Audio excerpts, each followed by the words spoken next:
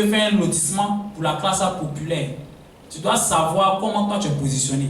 Ou bien tu veux faire un lotissement pour la classe moyenne. Par exemple, un lotissement VIP. Si tu veux faire un lotissement VIP, est-ce que tu vas choisir une zone comme Dalois pour aller faire lotissement? Oui, le quartier résidentiel de Dalois. Est-ce qu'il y a terrain loti là-bas encore? Question. Vous voyez? Donc, ça implique, quand vous posez ce genre de questions, mais quand vous mettez ce genre de barrières, ça vous impose de bien travailler. Et ça vous impose de travailler correctement. Bon, moi je veux me positionner. Quel type de terrain je veux vendre? Est-ce que je veux que ce soit des terrains abordables pour tout le monde, les petits budgets, les budgets moyens ou les gros budgets? Pour si c'est les gros budgets, je vais commencer à poursuivre les zones comme Bassam, les zones comme San Pedro, les zones comme, par exemple, Benjerville. Même si Benjerville, il n'y a pratiquement plus rien là-bas. Les zones comme Alépé, les zones comme Engrais. Est-ce que vous comprenez? Tu te positionnes déjà dans la zone. Et puis tu te positionnes ensuite dans le type de lotissement que tu vas faire. Moi, mes lotissements, il doit avoir toujours poteau électrique. Je ne dois pas faire de lotissement sans poteau électrique. Je dois mettre des poteaux électriques et je dois même faire le câblage. Je dois faire adduction en eau. Je dois même mettre des pavés sur les rues. Ça existe. Je dois même mettre des pavés sur les rues. C'est cette question-là qui va te permettre de te positionner. Ça va?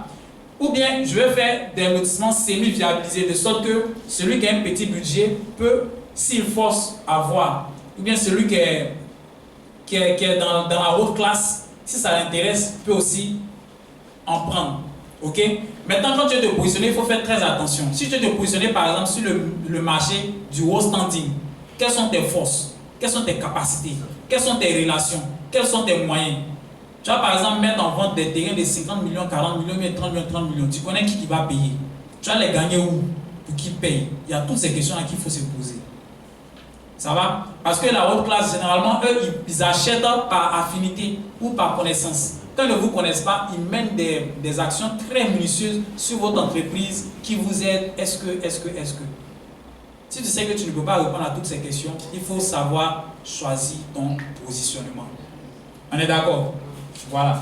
Donc, la classe populaire, la classe moyenne ou la haute classe, en termes de prix de vente.